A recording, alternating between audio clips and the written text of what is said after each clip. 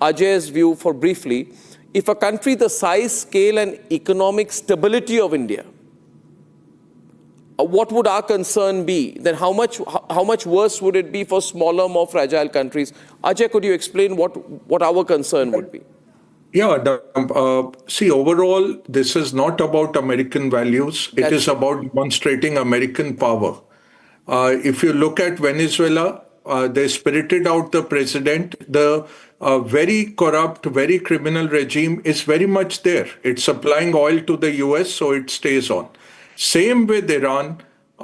You might have decapitated the top echelons, but there are at least 4 succession posts that are there because Iran has been preparing for this for decades on end. So it's that regime is not going away.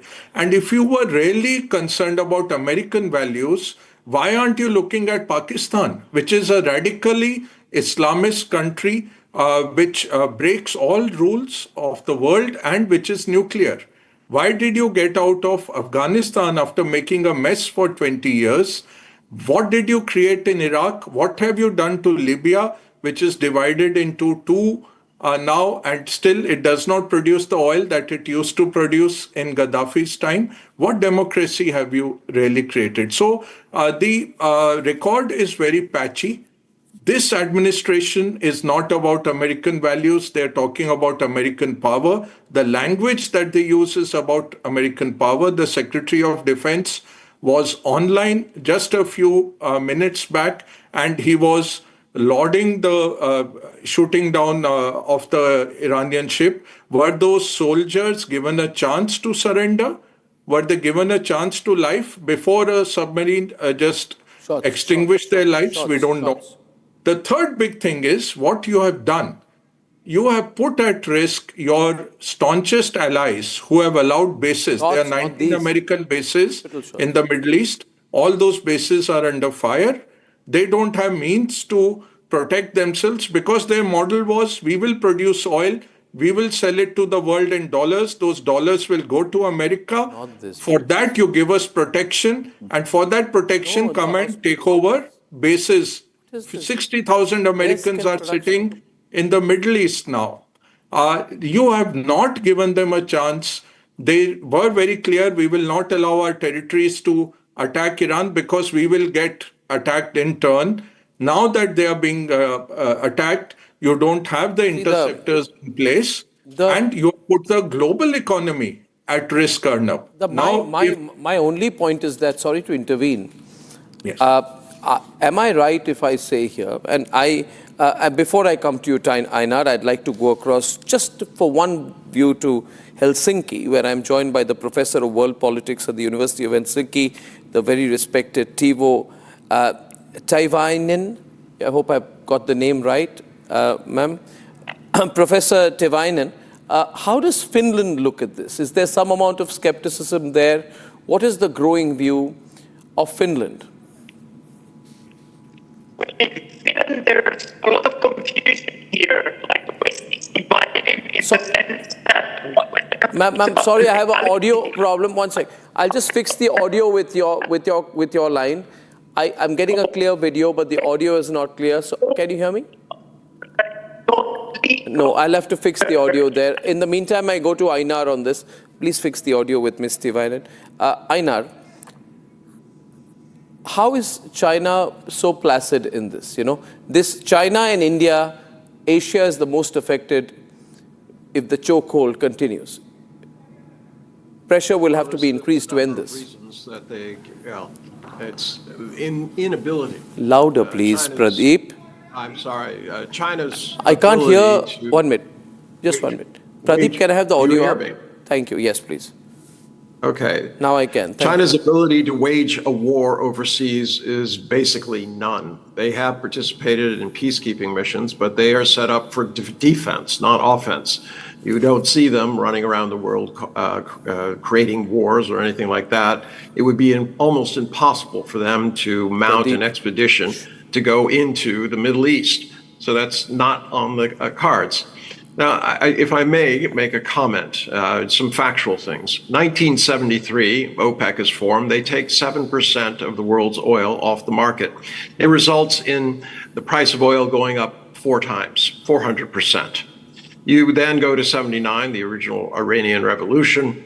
You had less than 5% of the world's oil taken offline. That resulted in a doubling of the price of oil. Then you go to the Russian-Ukraine situation, and you also have a doubling of the price of oil.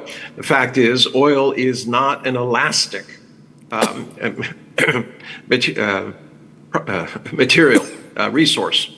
It is something that if you have to run your trucks or your planes, etc., you need it. 20% of the world's oil is at stake here. And if that goes through, it's setting fire to the global economy. I'm tired of hearing this broken record that many of my colleagues on this panel are using. It's the same one they used in Libya. It's the same one they used in Iraq. I would think that this time they would be ashamed of trying to repeat this kind of nonsense. Oh, it'll be over in a few days. Oh, they'll welcome us. They'll be throwing flowers at us. We heard all of this stuff before, and they turned into forever wars, broken countries, increased terrorism. Everyone on. But this time, they are really, I mean, those were, conflicts which involved smaller regions. Now we're talking about the whole world.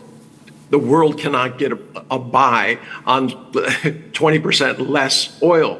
Think of countries that don't have resources, that have US dollar loans. They're going to be massacred. How about India, as you have been pointing out?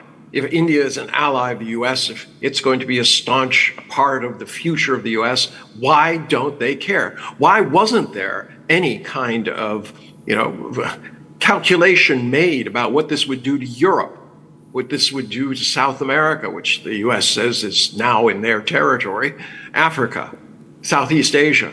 It's not just China that we're talking about here.